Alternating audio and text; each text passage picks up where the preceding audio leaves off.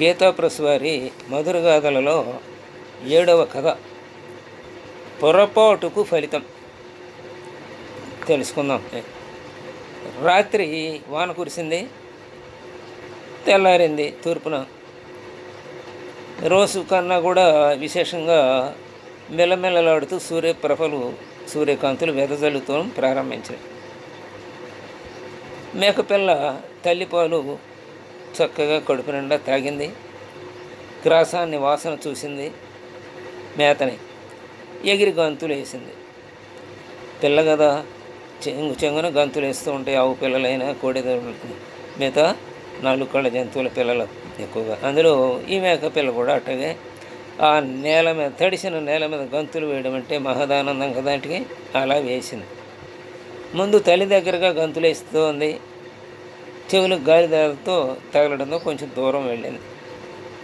అప్పుడు తల్లి చెప్పింది, అమ్మా దూరంగా వెళ్ళబోకు, అడవిలో చిక్కుకుపోతావు, నీకేమో దారి తెలియదు కదా అని. సరే, మేకపిల్ల ఏమైందంటే కొంచెం ముందుకు వెళ్ళి అక్కడి నుంచి చెప్పింది అనమాట సమాధానం పిల్ల. నేను కాసేపు ఆడుకుని వస్తాను, నా గురించి ఏమి నువ్వు చింతించవద్దు, నేను దారిని మరిచిపోను అని చెప్పింది.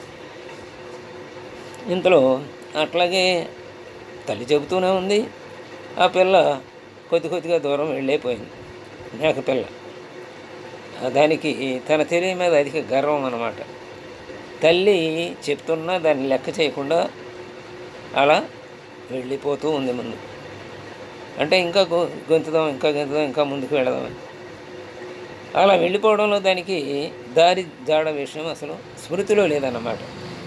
గుర్తుంచుకోవాలి, ఎక్కడి నుంచి మనం వస్తున్నాం, ఎన్ని మెలికలు తిరిగాం, లేకపోతే ఎంత దూరం వచ్చాం, ఏ చెట్టు దగ్గర మనం మెలికి తిరిగాం, ఇట్లాంటివి గుర్తుంచుకోవాలి. మనోహరంగా ఉంది అరణ్యం అంతా. ఇంకా కొంచెం ముందుకెళ్ళాడు, అబ్బా ఎంత సుందరంగా ఉంది అరణ్యం అనుకుంది. అరణ్యాన్ని అంతా చూస్తాను అనుకుంటే ఇంకా ముందుకెళ్ళిపోయింది. నిజంగా అది ఒక సాంద్రమైన దట్టమైన అడవిలో చిక్కుకుపోయిందన్నమాట.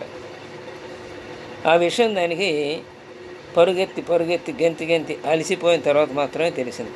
ఇది ఎక్కడో లోపలికి వచ్చేసాం దట్టమైన అడవిలోకి అనేది అప్పుడు తెలిసింది. అలసట వచ్చిన తర్వాత. మరి తిరిగిపోదాం అనుకుంటేనేమో దారి సరిగా తెలియటంలా. ముళ్ళలో దట్టమైన పొదల మధ్య చిక్కుకుంది. వచ్చిన దారేమో మర్చిపోయింది. అక్కడే అలాగే పరిభ్రమిస్తూనే ఉండిపోయింది. అప్పుడు అక్కడ ఒక మాట వినపడింది. అరే, నువ్వు ఇక్కడికి వచ్చావా, చాలా మంచి పని చేసావు, నాకు అసలు 3 రోజుల నుంచి తిండే దొరకడం లేదు అని సమీపంలో ఉన్నటువంటి ఒక పొదలో నుండి ఒక పెద్ద తోడేలు పలుకుతూ బయటకు వచ్చింది. మేకపిల్లకి ఇంకా సమాధానం ఇచ్చే అవకాశం దొరకల, ఏడవడానికి కూడా సమయం లేదు. అప్పుడు దానికి తన యజమాని గొల్లవాని పలుకులు మాత్రం స్మరణకు వచ్చాయి. ఆ గొల్లవాడు అప్పుడప్పుడు అంటూ ఉండేవాడు అనమాట. ఆ మాటలు వింటూ ఉండేది. ఇది కూడా తల్లి, తండ్రి, గురువు వీళ్ళు ముగ్గురు చెప్పిన మాటలు వింటే శుభాలు పొందుతావు, లేకుంటే వ్యతిరేక ఫలం తక్కువ అనుభవిస్తావు అని చెప్తుండేవాడట. ఆ గొల్ల పలుకులు గుర్తొచ్చినాయి. ఉపయోగమే ఉంది, సమయం మించిపోయిన తర్వాత పలుకులు గుర్తొచ్చినా. కాబట్టి తల్లి మాతృదేవోభవ, పితృదేవోభవ, ఆచార్య దేవోభవ అని మనం చదువుకున్నాం. ముగ్గురు దైవంతో సమానమే. ముగ్గురు మన మేలు కోరి అనేక విషయాలు మనకి జీవితంలో ఉపయోగపడేవి చెబుతూ ఉంటారు. వాటిని మనం పాటించి వెళుతూ ఉంటే మన జీవితం చక్కగా సాఫీగా సాగుతుంది. లేకపోతే ఒడిదుడుకులమయం అవుతుంది మన జీవితం. కాబట్టి ఎప్పుడు కూడా పెద్దవారి మాటని మనం పాటించటానికి ప్రయత్నించాలి.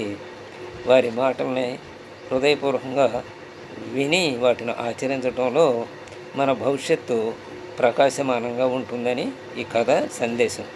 పొరపాటు వాళ్ళ మాట వినలేదనుకోండి, అది పొరపాటే కదా. ఆ పొరపాటుకు ఫలితం అయిందంటే దాని ప్రాణాన్ని పోగొట్టుకుంది మేకపిల్ల. అలాగే మనం కూడా పెద్దలు చెప్పిన మాట సద్దన్నం మూట అని కూడా ఒక సామెత ఉంది.